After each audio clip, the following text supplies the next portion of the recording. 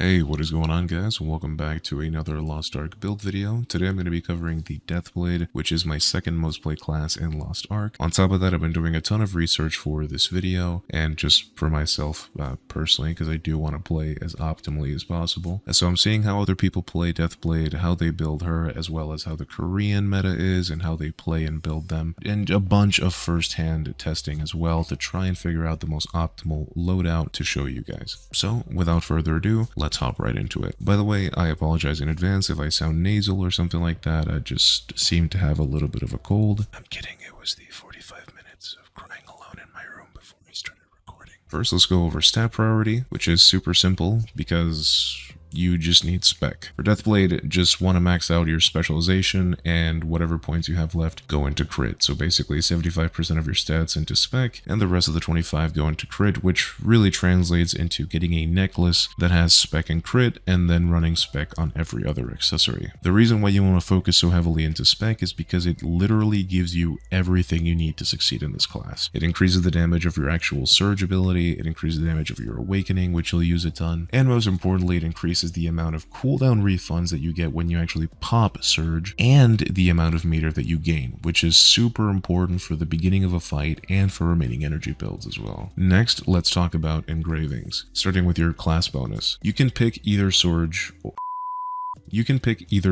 or remaining energy. They're both viable, they're both good, and most of the setup will be the same for both, so it is entirely up to you. If you're unsure of which one to pick, I encourage you to try them both out. Surge is all about staying in your identity or specialty for as long as possible in order to take advantage of the increased move speed, and attack power buff that you get if you cast it with 3 orbs. So basically you get stacks by landing abilities while you're in surge, and each stack will refund your meter upon using it, capping out at 20 stacks, which fully refunds your meter, and each stack also increases the damage of your actual surge pop ability by a significant amount. Conversely, remaining energy is all about spamming your surge ability as soon as you get it in order to make use of a 30-second buff that also increases your move speed, and attack power by a significant amount. And this buff is slightly stronger than the buff that you get while you're actually in your search state. Either way, from now on, I'll be referring to engravings by 2 formats, which is the 3331 state and the 53 state, or 33333. I learned this fancy terminology from ND, by the way, so shoutouts to him. But basically what it means is that in early game tier 3, you'll be able to get 3 max level engravings and 1 level 1 engraving, aka 3331. For both builds, you'll want to have Grudge 3, Cursed All 3, Master of Ambush 3, and then 1 level of Surge or remaining energy, whichever one you're using. Once you hit max endgame, you'll be able to have 5 level 3 engravings. So for Surge, you'll want Grudge 3, Cursed All 3, Master of Ambush 3, Increased Mass 3, and Surge 3. But for remaining energy, you're going to want Supercharged instead of Increased Mass. This is because you can only gain Surge stacks every 0.4 seconds, so lowering your attack speed or staggering your skill usage is actually more optimal at times when you actually play Surge. On the flip side, you'll want faster ability cast so you can get your full identity meter within the 30 seconds of the buff from remaining energy lasts. Now let's take a look at skills. I'm going to classify skills into 2 categories, mandatory and optional. Your mandatory skills are Spin Cutter with Open Weakness and Maelstrom with Orb Control and Dark Order. These are going to be your utility skills, debuffs, and buffs to yourself and your party. Then you'll have Soul Absorber with Swift Fingers, Fist of Darkness, and Half, and Blitz Rush with Vital Point Strike, Charge Enhancement, and Shadow Rush. These are your main damaging abilities, your hardest hitting normal abilities. Then you'll have Void Strike with Orb Control, Void Zone, and Dark Dimension, and Polestar with Quick Prep if you're running Surge, or Orb Control if you're running Remaining Energy. These are going to be your meter and stack generators. And finally, you have Dark Axle with Swift Fingers, Tenacity, and High Axle for mobility. Now, a lot of people might look at me weird for saying the Dark Axle is a mandatory skill, but honestly, man, bosses move way too much, they turn around too much, and being a back attack focused class like DEATHBLADE, you do really need the positioning tool from High Axle.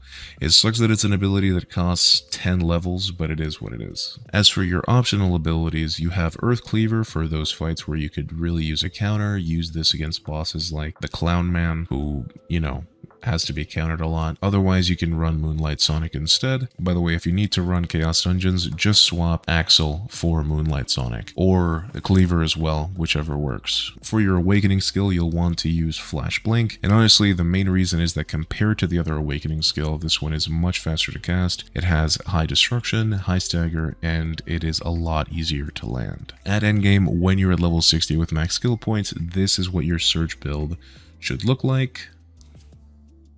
And this is what your remaining energy build should look like. Feel free to pause at whichever one so that you can take a screenshot or something. Moving on to runes, since you can only slot 8, aka 1 for each of your 8 abilities, you should slot a Wealth rune on Soul Absorber, Polestar, and Moonlight Sonic if you did choose it in your build. The reason why you want a Wealth rune on Soul Absorber and Polestar is because by far they are the highest orb generating abilities that you have in your kit.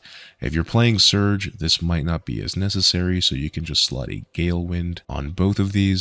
But if you're playing Remaining Energy, or if you find yourself like you need help at the beginning of fights to get your orbs, this is definitely the way to go. You're also going to want a Rage rune on your Spin Cutter, a Protection rune on your Dark Axle for a nice shield, a Gale Wind rune on Void Strike and Blitz Rush, a Bleed rune on Maelstrom, and Overwhelm on your Earth Cleaver if you did end up choosing it. And that's it. That's the most optimal Deathblade build so far. I do want to talk about Wind Cut a little bit though. The reason why I'm not using Wind Cut is because Polestar does generate an extra stack in Surge, and Wind Cut barely generates any orb meter for remaining energy, so it is kind of like a skill that just meets you halfway. It does have a lower cooldown than Polestar, however it's only about a 2-second difference, and the damage is much higher on Polestar. Not to mention that Polestar also has mid stagger and it has super armor with paralysis immunity, so it is just a much better skill in my opinion. Anyway, like I said in my previous video, I want this to be a guide or sort of like a Bible that you should slowly work towards, and I'm not, it's not something that I expect all of you guys to have running already. So for people who say this is for advanced players only, not really. This is for players who are into the game and they want something to chase, they want something to work towards. This is what these build videos are. Anyway, if you guys liked the video or found it useful, then please consider dropping a like and subscribing for more Lost Ark content.